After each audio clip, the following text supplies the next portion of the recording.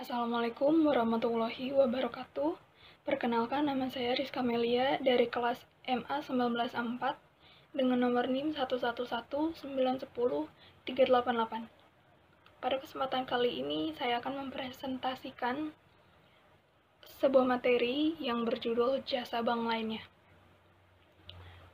Tujuan saya mempresentasikan ini yaitu untuk memenuhi tugas besar dari mata kuliah Bank dan Lembaga Keuangan oleh dosen pengampu saya, yaitu Pak Muhammad Ehsan, Eskom, MM.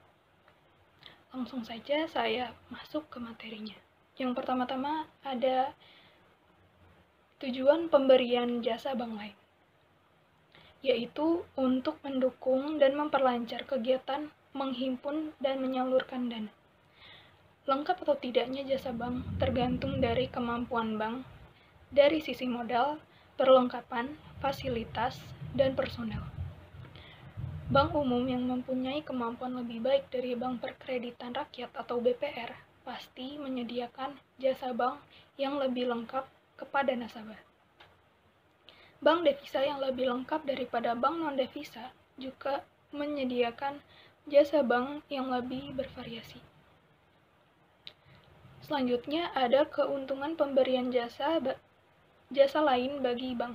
Yang pertama ada biaya administrasi, dikenakan untuk jasa-jasa yang memerlukan administrasi khusus, misalnya administrasi kredit. Yang kedua ada biaya transfer, yaitu yang diperoleh dari jasa transfer uang.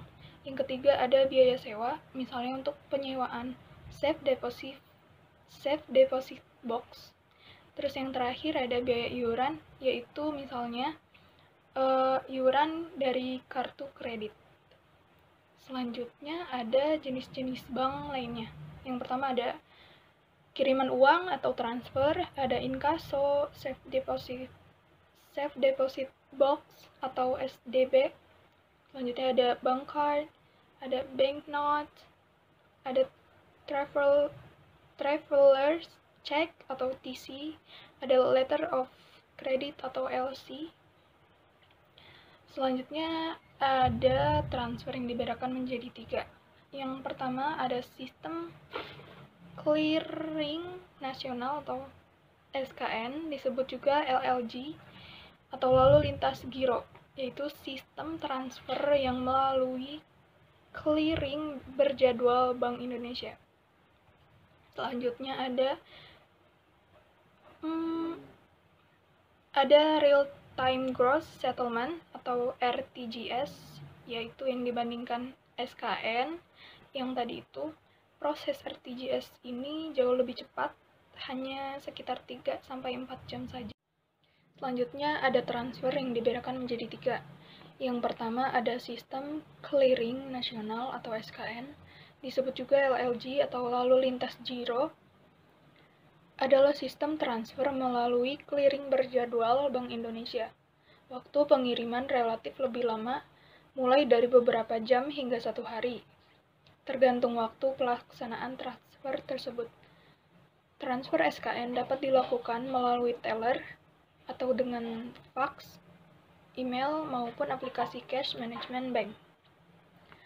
Sesuai dengan kesepakatan antara bank dengan perusahaan, clearing dibagi menjadi 2. Yang pertama ada clearing kredit, yaitu dilakukan dengan secara nasional oleh penyelenggara clearing nasional. Transaksi yang dapat dikeliringkan adalah transfer kredit yang berasal dari peserta di suatu wilayah clearing untuk ditunjukkan ke peserta lainnya di seluruh Indonesia. Selanjutnya ada clearing debit, yaitu yang dapat dilakukan per wilayah clearing oleh penyelenggara clearing lokal. Transaksi yang dapat dikeliringkan adalah transfer debit yang berasal dari warkat debit berupa cek dan biljet giro. Biaya transfer SKN adalah biaya transfer termurah dibandingkan dengan dua biaya transfer lainnya. Besarnya tergantung masing-masing bank tersebut. Lalu yang kedua adalah real time gross settlement atau RTGS. Dibandingkan dengan SKN, proses transfer RTGS jauh lebih cepat, hanya sekitar 3-4 jam saja, atau bisa lebih cepat dari 3 jam, tergantung volume transaksi bank saat itu. Minimal transaksi dengan RTGS yaitu sebesar 100 juta rupiah. Biaya transfer RTGS adalah biaya yang termahal dibandingkan dengan dua biaya transfer yang lain. Besarnya tergantung masing-masing bank. Transfer RTGS dapat dilakukan melalui teller atau dengan fax, email, maupun aplikasi cash management bank lainnya, sesuai dengan kesepakatan antara bank dengan perusahaan juga. Lalu yang ketiga ada transfer online atau real time. Proses transfer real time hanya memakan waktu hitungan detik. Jadi, dana transfer yang dikirimkan akan langsung diterima oleh rekening penerima pada saat yang sama. Transfer online tidak perlu dilakukan di teller, melainkan dapat dilakukan melalui ATM, m-banking, ataupun e-banking. Ada batasan nominal untuk transfer online, tergantung kebijakan masing-masing dari bank tersebut. Biaya transfer ada di antara biaya transfer SKN dan RTGS. Besarnya tergantung masing-masing bank.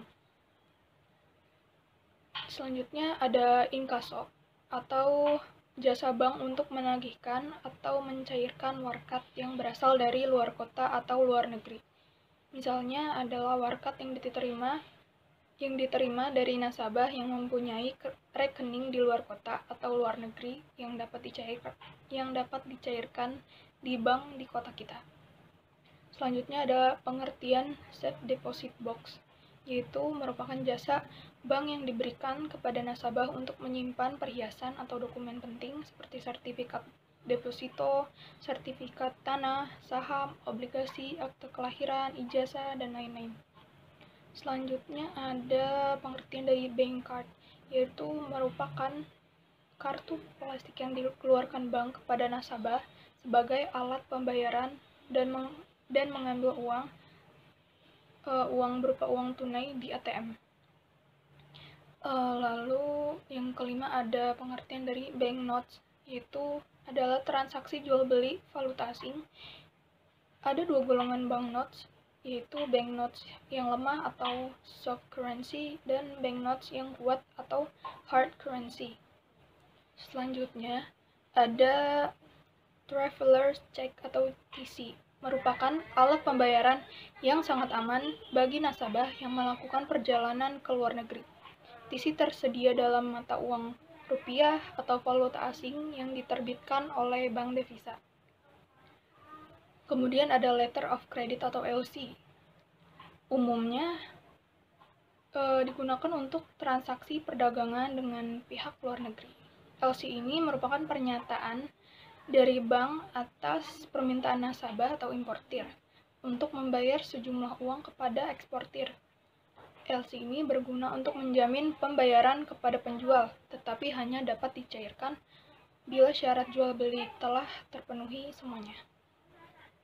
Ada 3 pihak yang terlibat dalam transaksi bank garansi. Yang pertama ada pihak penjamin atau bank, yang kedua ada pihak terjamin atau nasabah, yang ketiga ada pihak penerima jaminan atau pihak ketiga. Berikut ini ada tujuan pemberian bank garansi. Yang pertama ada memberikan bantuan fasilitas dan kemudahan dalam memperlancar transaksi nasabah. Lalu selanjutnya ada memberikan rasa aman dan ketentraman dalam berusaha baik bagi bank maupun bagi pihak lainnya. Selanjutnya ada memperoleh keuntungan dari biaya-biaya yang harus dibayarkan nasabah. Selanjutnya ada jenis-jenis bank garansi, diantaranya yaitu ada bank garansi untuk penangguhan bea masuk, untuk pita cukai tembakau, untuk tender dalam negeri. Lalu selanjutnya ada biaya atas bank garansi.